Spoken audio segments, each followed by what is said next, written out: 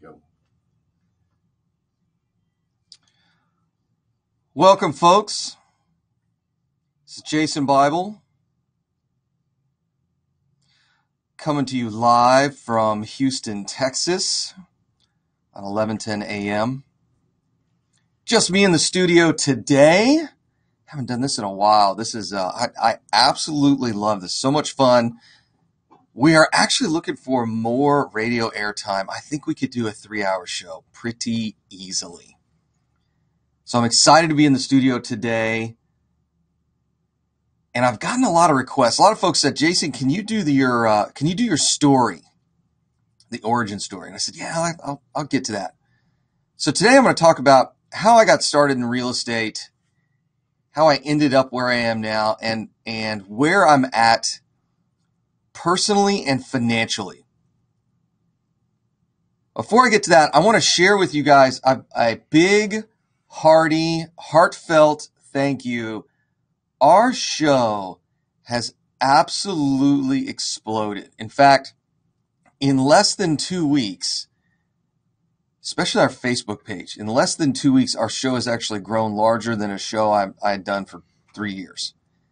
It is absolutely enormous. I was looking at some video statistics, and inside of a week, we have some of our videos that are getting 2,000 to 3,000 views in 24 hours. So we have a massive following out there. I want to thank everybody for that. If you're watching on Facebook and you have some challenges with the Facebook feed at your office, sometimes workplaces block these things. They do all kinds of funny stuff. I recommend going over to YouTube. YouTube is much easier to watch the show on. So, and I do promise this will all be up on iTunes soon. I think it's supposed to actually be done today, but I'll find out more. So big hearty thanks to everyone. The show is growing rapidly. So Rob's out of town. He left yesterday. He was up in Dallas doing an event with some friends of ours, Tiger and Erica, at the Deep Ellum American Real Estate Meetup. He'll be in San Antonio tonight. If you guys want to see him, just if you're on Meetup and you live in San Antonio, just type in real estate on Meetup and our event will pop up. And you can go by and see Rob. It'll be a heck of a lot of fun. So yesterday was a great day. Left the studio. I started looking around. I was driving home, had the windows down in the truck, had the sunroof open. In the back of my mind, I'm like, this is what it's like to live in California. It was just so phenomenal. I got to the house, did a couple of things, work-related things. I'm like, I'm going to go for a bike ride. So jump on the bike, do quick 20 miles. Got back to the house, did a couple other things that I needed to do. We're closing a handful of deals right now. If I have time today, I'm going to talk about what's in the portfolio now and what is expected to close over the next 60 days. And I'll tie it in with the origin story and evolving and all that other sort of stuff. But anyways, great day yesterday. Hung out with the St. Arnold's cycling team last night. We took our big group picture. Everybody's charged up about the MS 150. So this is the first time you're hearing about this. The MS 150 is a bike ride from Houston to Austin to benefit multiple sclerosis, particularly on the research side. They do a handful of things, but they do a lot of donating. So it's the largest 2-day bike ride in the country. So I think there's 10 or 15,000 folks that'll participate, not including all the volunteers. It's a massive undertaking, and that ride is in 2 weeks. So everybody's getting ready. We ride to LaGrange on one day, and then we go from LaGrange to Austin the next day. They say it's 150. It's really 180 miles. Well, I guess it depends on which track you take, but a heck of a lot of fun, and we were really excited about that. This will be my wife's 4th year of doing it. I think I've done it 10 or 15. It feels like it's just part of what I do in the springtime. It seems like we're always just riding the bike this time of year. So let me go back to how I got started in real estate. I was a young guy, graduated from Sam Houston State University, Eden Cats, undergrads in environmental science and chemistry, and I went to go work for an organization down here in healthcare. And their principal charge is healthcare research and education, a fantastic organization. I worked there off and on for about 15 years. And while I was there, I worked for this guy named Bob. And Bob was a fantastic mentor, had a lot of young people in his organization, right out of school, early young professionals. So his big thing was mentoring. He was all about mentoring the next generation. And so I go to work for Bob and the team over there. It was a great place to work, great people to work with. And Bob said, hey, you need to maybe look at doing some graduate education. So I said, okay. So while I worked there, I got 2 graduate degrees, which was a lot of fun. I really enjoyed learning once I got out of undergrad. Undergrad is just not for everybody. It's kind of like, I don't know, you got to take all these basics, and then it just feel like you don't get into any interesting classes until your senior year in college. And then graduate school, I absolutely loved. Almost went and got a PhD. Came real close to getting a PhD. So that was it was an excellent experience. I was promoted along the way. I was promoted a handful of times. By 28 years old, I was the risk manager, which is a nice way of saying like the head insurance guy. So I worked a lot on our workers' comp. That was under my purview, workers' compensation program, our property management program. We had about $2 billion in insured assets. And then I also did the business continuity plan for a little under $1 billion a year in revenue. And I was 28 years old. And thinking back on it, I really probably had no business doing that. But worked with a really great executive team, fantastic management team, and they saw a lot of potential at 28 years old. So I'll never forget the first risk management conference I ever went to. I can't remember what city it was in. We flew out. I was helping Bob with a pre-conference workshop, which the following year I got to speak at for like half a day. So we're doing this pre-conference workshop, and then the conference actually starts. And how these professional conferences work is everybody flies into town. There's a conference, it's 2 or 3 days, maybe it's 4 days. And then there are sponsored events in the evening. Sometimes there's a dinner, there's happy hours. It's just a lot of fun where you can get professionals together and talk about what it is that you do, share best practices and war stories and all that sort of thing. So I'll never forget my first conference. And we went to this happy hour.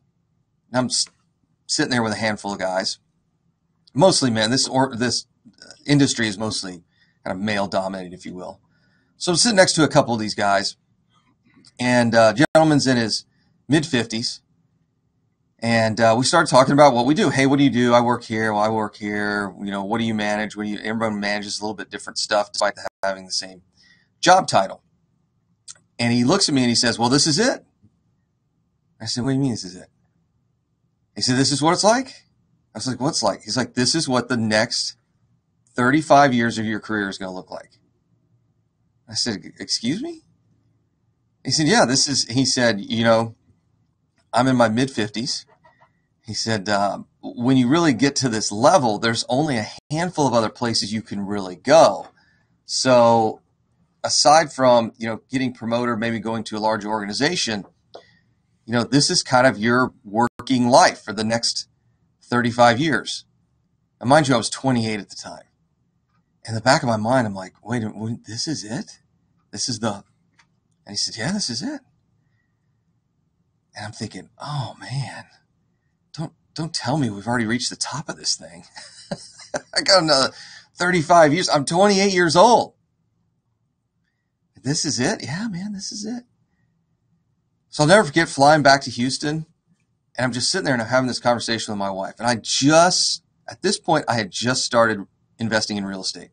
We had a couple little rental properties. I had a couple little flips going on. And I thought, oh man, this can't be the twilight of your career is not supposed to start at 28 years old. A couple of years after that, I went and worked for another organization. They're a Fortune 500 company here in Houston. And I'll never forget, I was maybe 30 at the time. My boss was going to be out of the country on vacation for like 2 weeks. And he was going to have intermittent, internet access, and occasionally we'll make a phone call here or there. But for all intents and purposes, he was gone. And I told him, I said, look, he ran both the sales and the project team at this organization. I was on the project team. I said, look, John, I can run these national sales calls. It's not that big a deal. Just hand over the reins for 2 weeks and I'll just send you an email every couple of days to keep you updated on what's going on. And he looked at me and he said, Jason, there's a problem with that. I said, what's that? He said, you don't have enough gray hair. I was like, what is he talking? Who cares what the color of your hair? And I was like, oh, he's saying I don't have enough experience yet. And that's when I realized that in corporate America, although there's great people there and there's fantastic organizations, there's a bureaucracy, there's a hierarchy that in some cases you can't breach. You're not old enough. You don't have enough experience. Regardless of how good you are, you can be an all-star player, but there are these other metrics. There are these other criteria that you have to fulfill that in some cases you can't do anything about. You can't make yourself older or younger. You can't get into some of these clubs, if you will. So I was doing a little bit of real estate investing. I'll never forget, my oldest son was born the first day I considered myself a real estate investor. So sometimes when I'm like, man, my portfolio should be gigantic. And then I see the 7-year-old running around. I'm like, well, I've only been doing this for about 7 years. Full time for about the last 5. So I was listening to the radio just like you are right now. And that's how I found my first real estate investing organization to join. When we get back from the break, I'm going to explain how I got started in real estate and where we're at now. It's Jason Bible, Texas Real Estate Radio Network.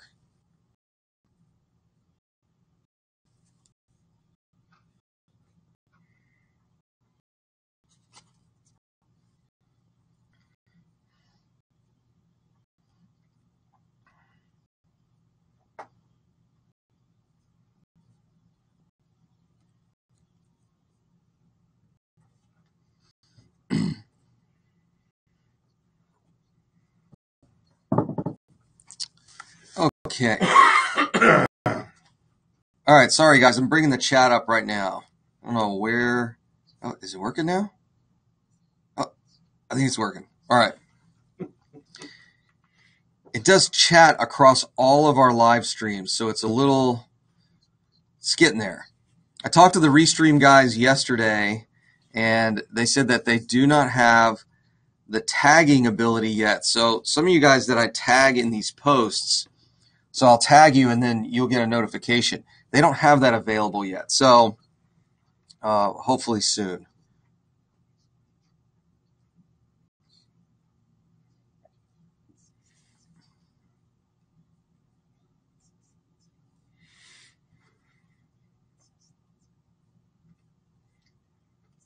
One minute.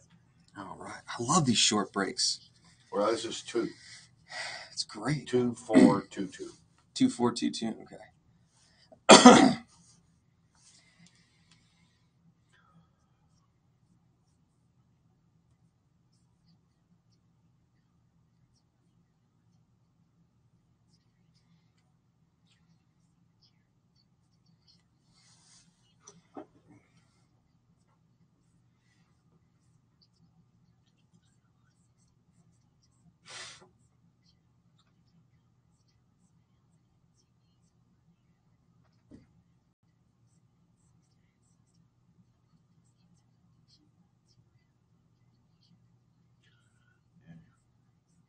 10 seconds.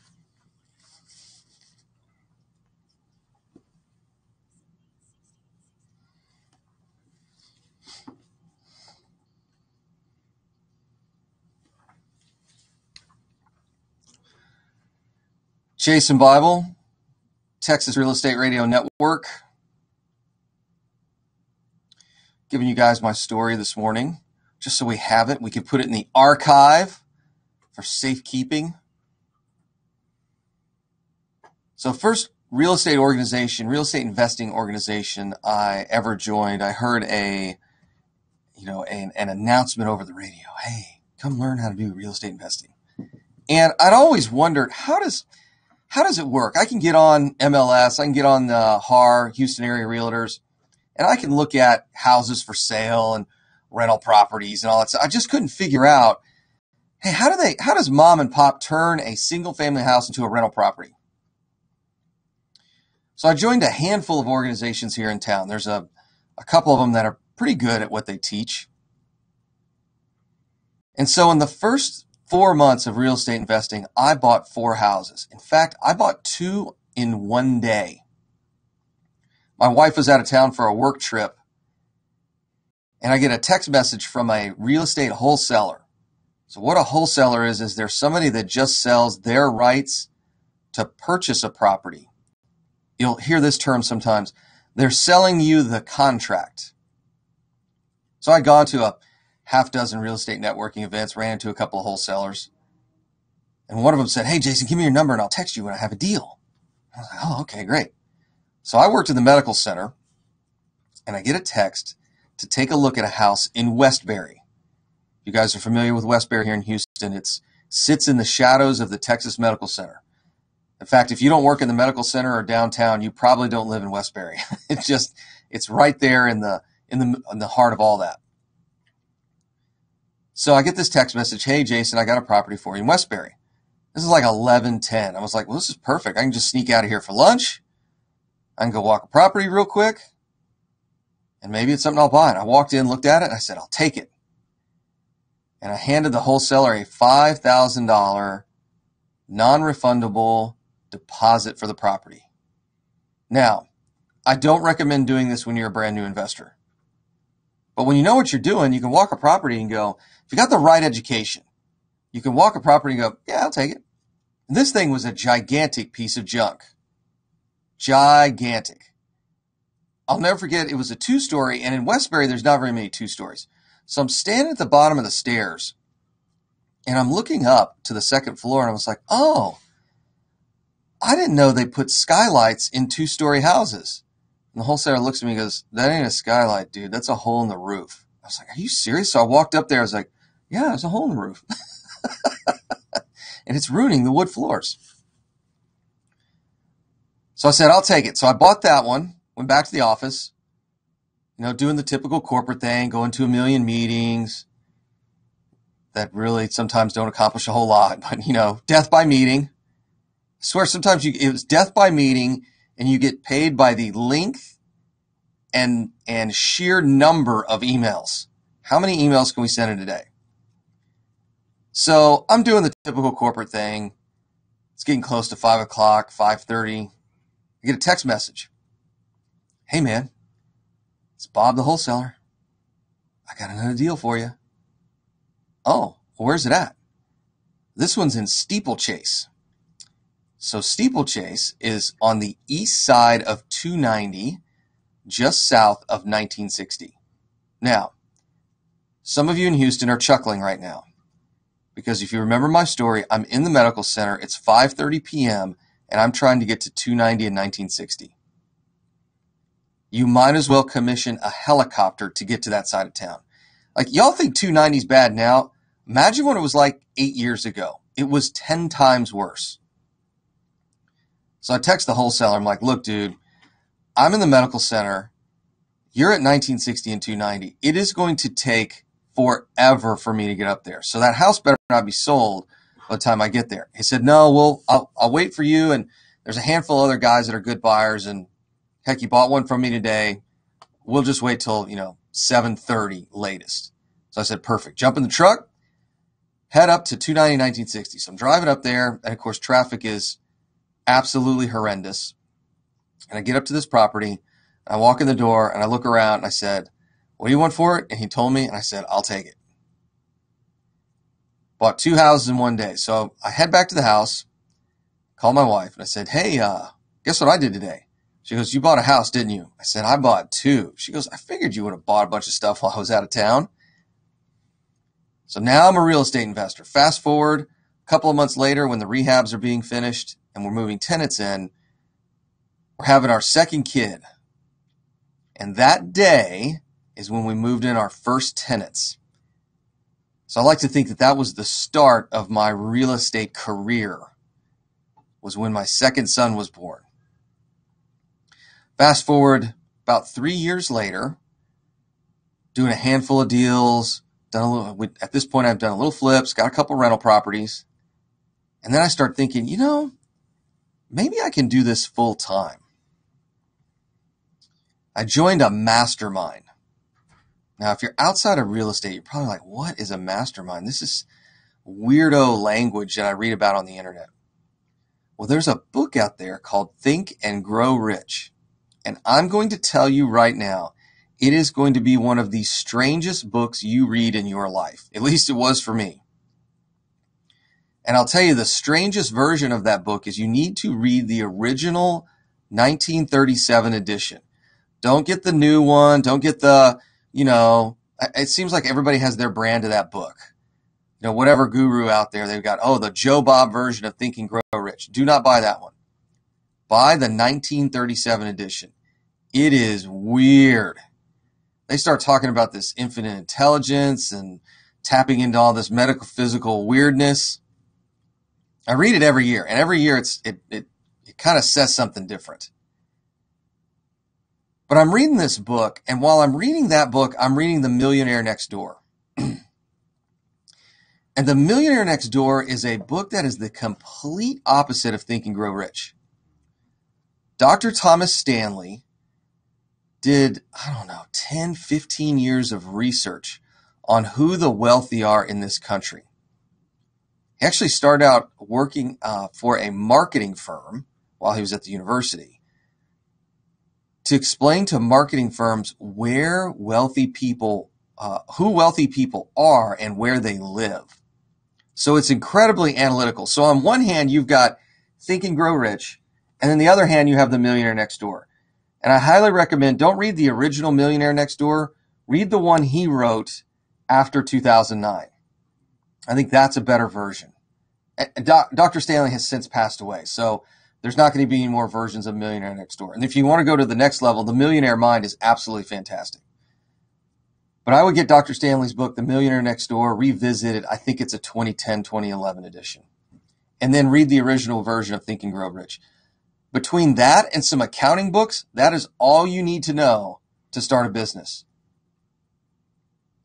It's no more complex than that.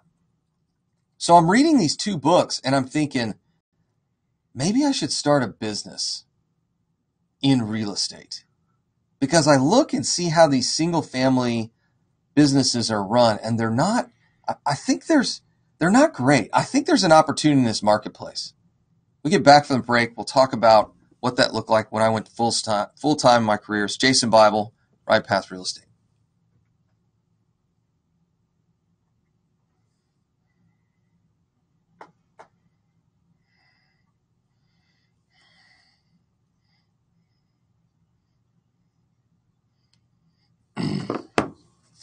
Okay, this is 4 minutes. Oh, okay.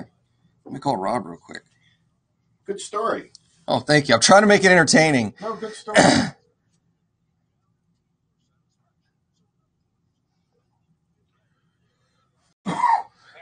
I'm doing good. I got 4 minutes here on this break. What's up? How many people? Okay.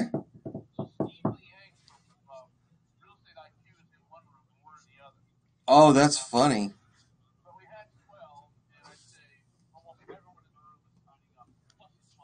You're kidding.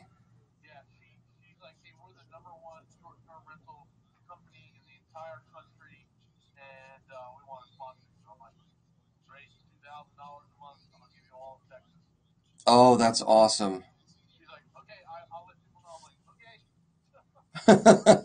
That's cool.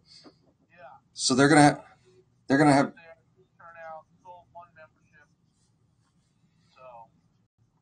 We said, did you say 12 were gonna join? Oh. Oh, the class. Okay. Okay. Yeah, I think. Oh, perfect. Yeah, I'm gonna send out some more emails. When that video is transcribed, if you will, because it's supposed to be processed online. I'm going to send an email out to our entire group, say, hey guys, here was my rant yesterday on short-term rentals versus Airbnb versus, traditional landlording, and why I don't want to say you almost shouldn't consider being a long-term landlord, but take a very hearty look at this model. So, okay.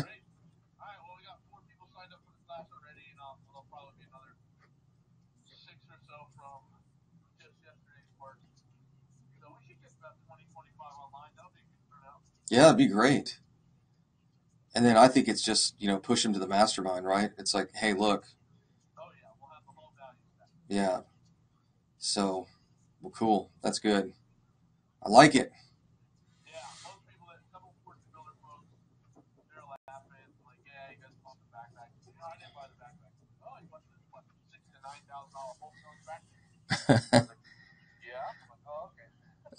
It's all the same thing, man.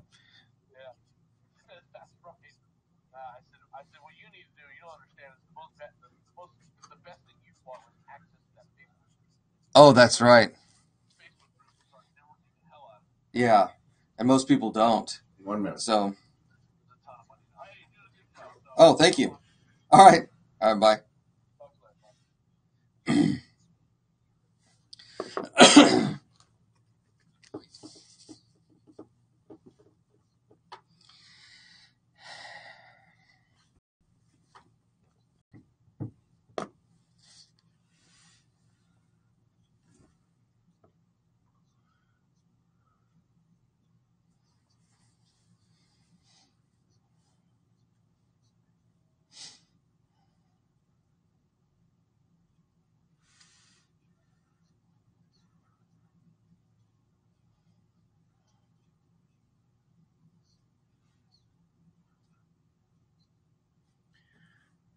Ten seconds.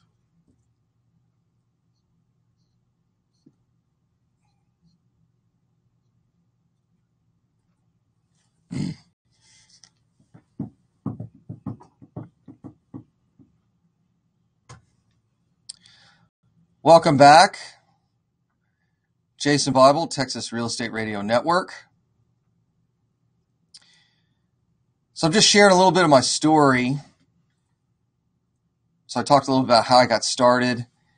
And then about 6 years ago, I started looking at the single-family real estate investor landscape. I said, you know what? There's nobody who really runs this like a business. So I joined a mastermind. And I was talking about 2 books. One book in particular, Think and Grow Rich, is the one that talks about a mastermind. And it's really a group of people that come together to share ideas and best practices to see if they can help and grow their business or, wealth, relationships, all that sort of stuff. So we put together a little mastermind group, me and my business partner at the time, and we came up with this idea for a company called Houston House Buyers, which is now one of the largest house buying companies in the city. Fast forward a couple of years later, we started a real estate education company called Right Path Real Estate. We also started another company called Quality Property Solutions, which takes on real estate assets with the worst title issues you can imagine. So we had these 3 companies for about 5-6 years. And I decided, I think I'm done running these organizations. And my business partner bought me out in September of last year. And one of the things that Tom had always told me that I thought was fascinating was one of these great little tips you hear. Whenever we were interviewing somebody would come in and say, let's say we're looking for somebody who's a bookkeeper. We want a brand new bookkeeper. We're bringing another bookkeeper on board. And you look at their resume and it says 20 years experience. And at first blush, you're like, wow, that's an experience. But Tom would say something like, well, is that 20 years experience? Is that really 1 year of experience repeated 20 times? Or is it 20 years of progressive experience? There's a big difference between those two. I mean, did you repeat your rookie season 20 years in a row? like you did the same thing for 20 years? Or did you make some mistakes in year one and change some things you did and had a better year two? And in year two, you probably made some different mistakes. And did you get better and you changed those in year three? Progressive experience. It's not simply just repeating the same thing over and over and over and over again. Are you getting better? Are you evolving? Are you becoming a more or a better practitioner of your craft? That's really what that question is. Are you doing that one really good year over and over and over again? Or are you progressing? Are you evolving? Are you changing based off the experiences you are having and then applying those lessons to what you're going to do in the future? I think this is where a lot of real estate investors fall apart. They have a really good 1, 2, 3, 4, 5-year run, and then they apply. Actually, I shouldn't say they apply. They don't really learn anything from those first 5. They go, man, we had a really good 5 years. Flipped some houses, bought some rental properties, and this is just what we're going to do for the rest of our lives. It's kind of like the story I started out with when I sat down with that gentleman early in my career at 28 years old, him in his mid-50s, and he said, this is it. What do you mean this is it? This is it, man. Keep doing this. 35 years from now, you retire. I'm like, boy, that sounds boring. Yeah, this is it, man. You mean you don't get better? You don't get to change? I mean, I'll tell you right now, it's not a bad life. I'm not one of these guys that lost everything, like a bad country song, right? My wife leaves me, the house catches on fire, the dog runs away. I mean, I didn't have that life. I had a really great life, just like most of you guys that listen to this radio show. I was looking back. I was trying to look at the same time, looking forward, looking back and saying, if I'm in my mid-50s or 60s and I look back on my life and say, yeah, I did my rookie season over 35 years in a row, is that something I'm going to be proud of? Like just doing the same thing over and over again. And I see it with a lot of real estate investors. I see it with a lot of people. They have a really good 3-4 years and they repeat that over and over and over again. And for a guy like me, I'm just like, I can't do that. Especially because there's so much changing. It is 2019. Yesterday, I got on Facebook. I was fired up. Occasionally, I'll get on my personal Facebook page, and I call it ranting. But at least I bring some data with me, so it's not so much a rant for a lot of people. But I get on there, and I'll just start ranting away. So I'm sitting there working on a couple of projects we have right now. We're closing on a 27-unit apartment complex. If it doesn't happen Friday, it'll happen Monday. We're closing on an 11-unit next week. We just got another 11-unit under contract.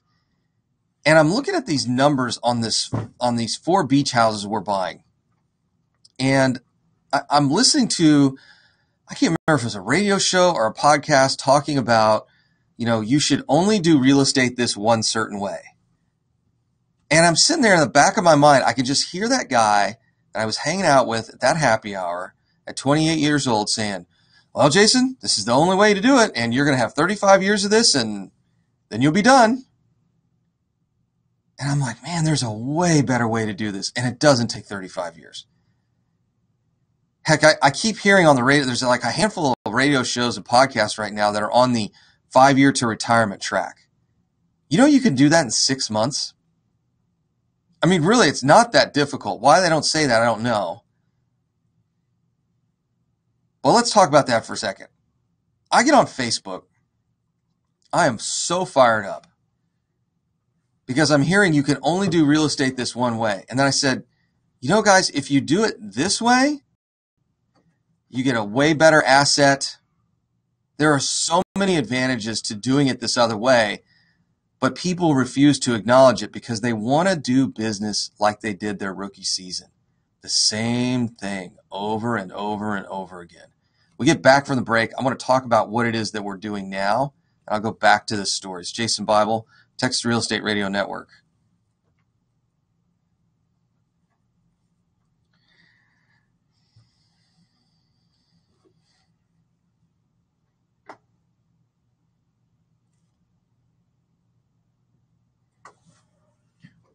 Two-minute break. 2 minutes.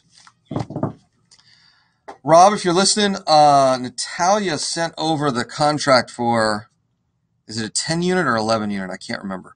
So I've got it in my inbox. I hadn't looked at it yet.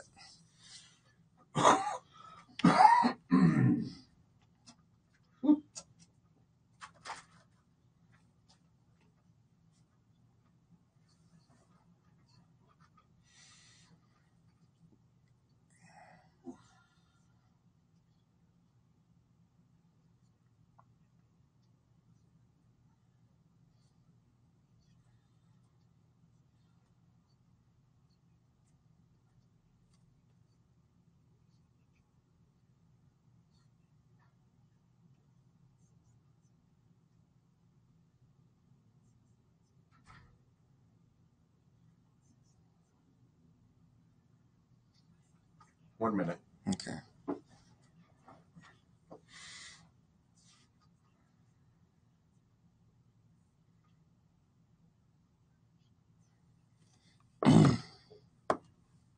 Oh, it's a 9 unit. Okay.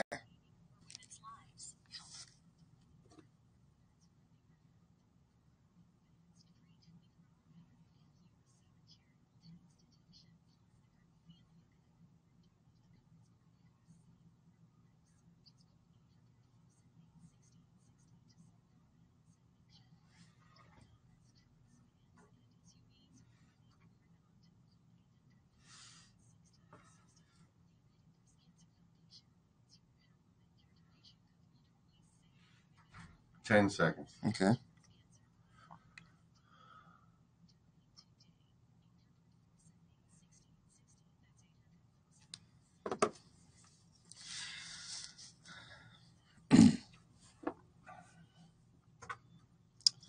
Welcome back. Jason Bible, Texas Real Estate Radio Network. So I get on Facebook yesterday. I'm all fired up because I'm listening to half dozen of these, quote, real estate gurus and educators out there. And they're talking about retiring in 5 years or less, or 10 years or less, or in 7 minutes, or I got the secret to, make you a millionaire in 12 days, all that kind of goofy stuff. And then I hear one of these guys is like bashing short-term rentals and Airbnb. And I was like, you know what? I'm going to get on Facebook Live right now. And I'm going to put up my spreadsheet and I'm going to compare both of these models. I lump short-term rentals in with Airbnb just for the sake of this discussion. So I pull this deal up. I fire up Facebook Live. I'm doing a screen share. I think there's already a couple of hundred views. It may have already hit 1,000. It's kind of wild how fast this stuff grows. And I'm buying a deal down in Surfside. It's 4 properties. We're paying about $300,000 for, about $330K. And if I were to do rentals, like traditional long-term rentals on these things, they would bring in $4,000, maybe $4,400 a month. That's a typical Houston, Texas, single-family real estate deal. $330,000. What is that? 330 divided by 4. 330 divided by 4. That's about $83,000 a unit. That's pretty low end, if you will, on a per unit basis. And they're going to bring in about $1,000 a door, maybe $1,100, somewhere around there. It's going to depend on the season. Depends on the demand down there at the time we put it on the market. So I'm closing on these things, I think on the 19th, and I fired up Facebook Live. I'm doing the screen share of my spreadsheet, and we have a really cool spreadsheet. Ours is the only spreadsheet I've ever seen that calculates all 5 different ways that you actually make money in real estate. It does, and what you can do if you really want to get geeky about it, you could do an IRR calculation based off like 5 years of ownership, 10 years. That's internal rate of return, which is really what you're trying to get to as an investor. But most people don't teach IRR, so we just don't put it in our little calculator. So I'm looking at this deal. I said, look, guys, on Facebook Live, I said, look, guys, here's the deal. if this were a traditional rental property, if I were buying it for $330, $4,000, $4,400 a month in gross rent, I would make $700-800 a month in profit. Now, it would cash flow about $1,100 a month.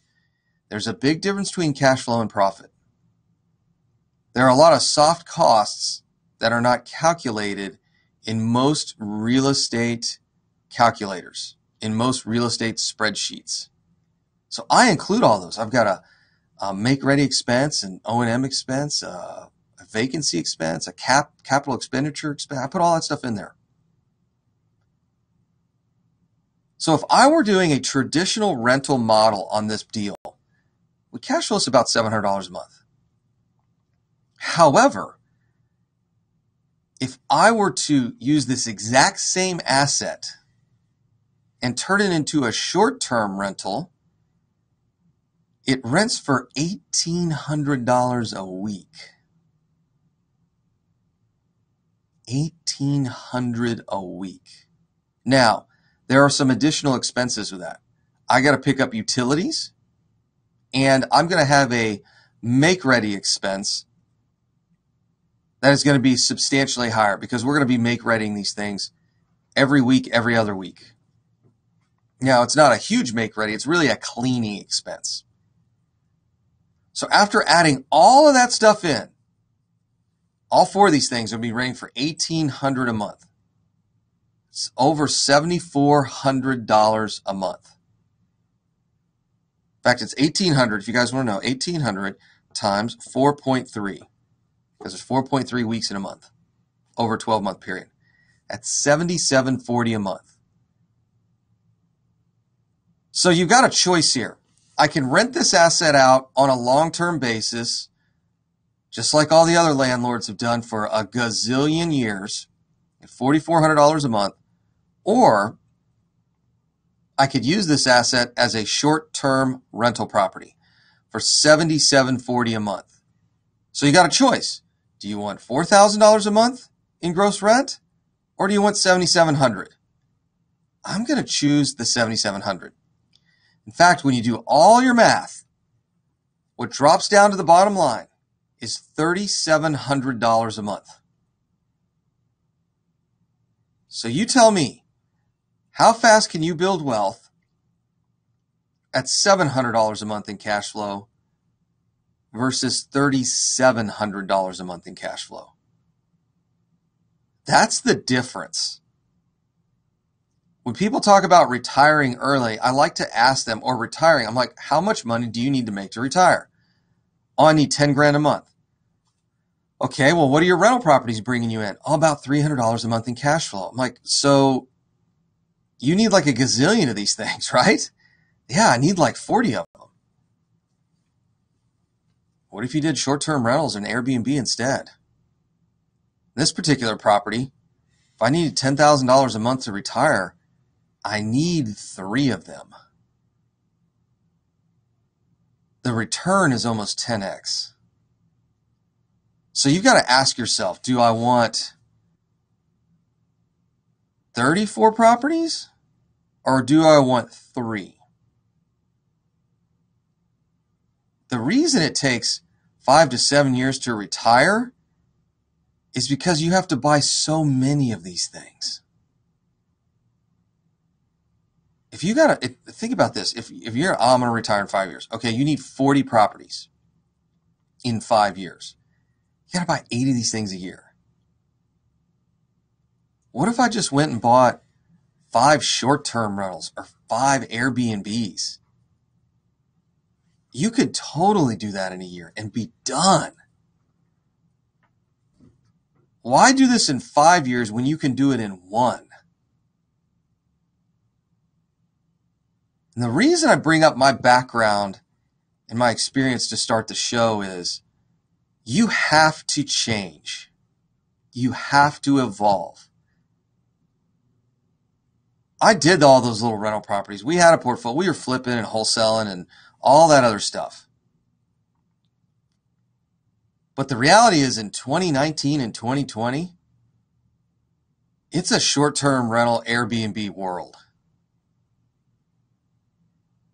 And what's the worst case scenario? Let's say the economy slows down and I'm not able to Airbnb these things or short-term rental to corporate clients. I just turn them into long-term rentals. Now my cash flow goes from $3,700 a month to $700, but I'm also making so much more money. That's how wealth is really built. Wealth is executing on opportunities in the moment. You can wish that your rental property made you more money, or you can simply convert it to a short-term rental or an Airbnb and make 5 to 10 times the cash flow. Are you repeating your rookie season over every year, or are you progressively evolving? Jason Bible, Texas Real Estate Radio Network.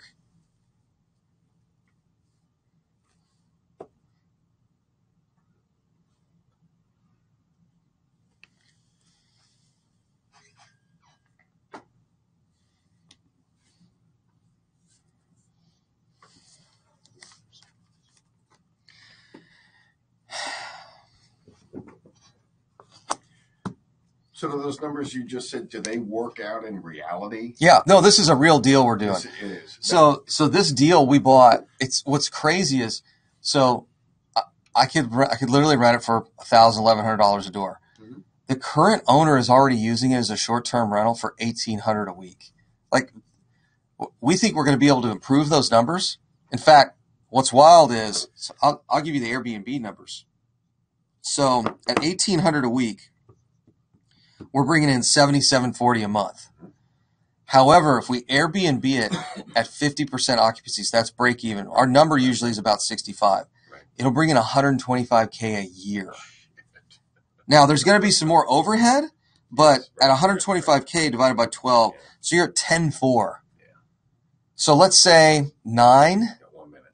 So we go from 4,400 to 7,700 to 9. It's like, Yeah. and where it gets real sexy is you can pay these things off early. And then you got free and clear real estate, which is amazing. Cool. Now, it doesn't work on everything. I understand. Yeah, it doesn't work on a rental in Katy, right? But Right. Okay, this is the last one. okay. So we got about 20 seconds. Okay.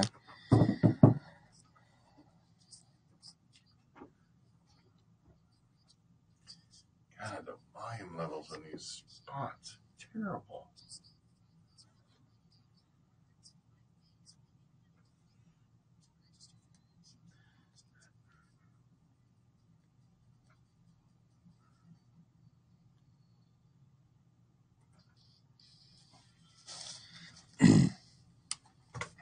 Go.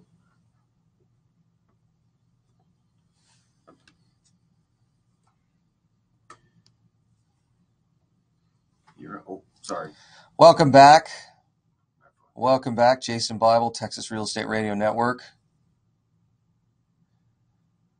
So before the break, I was talking about, and I wanted to share with you through this entire broadcast today, that you can start somewhere and end up in a completely different place that's better, as long as you have an open mind and you're willing to take in new ideas and data. I'm a big fan of rental properties. If you look at it, that's all my portfolio is. I've got a handful of single family rentals I still have.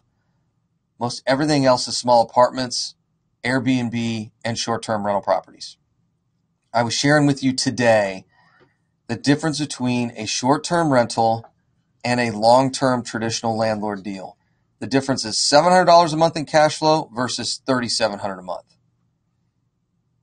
Now, when you add Airbnb in there, the numbers it doesn't even make sense. It boggles the mind how much cash these things produce. Now, you got to know what you're doing.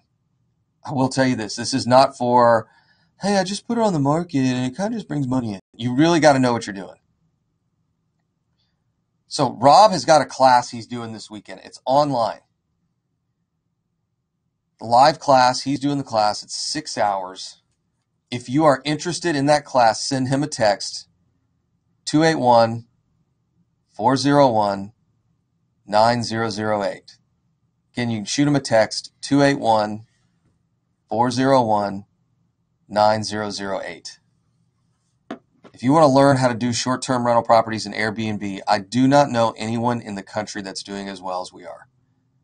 We've got all the systems, we got the checklist, we have all the vendors that do all the rental properties, all the maintenance and make ready and all that stuff for us. I don't know anybody in the country that does as well as we do. And we were looking like, who's doing this better than us? Oh, nobody is. There's some good practitioners out there, but as far as an actual program, nobody does it as good as we do. So if you want to learn how to take your rental properties from a couple $100 a month in cash flow to $1,000 or $2,000, I highly recommend you attend this class on Saturday. Again, it's going to be online, live. The number is 281-401-9008. 281-401-9008. Folks, you've got to be open to new ideas. Do the long-term rental properties work? Absolutely. Do huge apartment complexes, storage facilities, and all that stuff? Yeah, it all works. Although in a given marketplace at a given time, certain assets outproduce others. And I'll tell you what, I'd rather make $3,700 a month in cash flow on one asset versus $700 a month in cash flow. It's simple math. It's really simple. Do you want to make more money? Yes. Well, then this is what you need to do. Do you want to retire sooner? Do this. It's that simple. I want to thank everybody for listening today. Got a special guest tomorrow. I'll see you tomorrow morning. Jason Bible, Texas Real Estate Radio Network.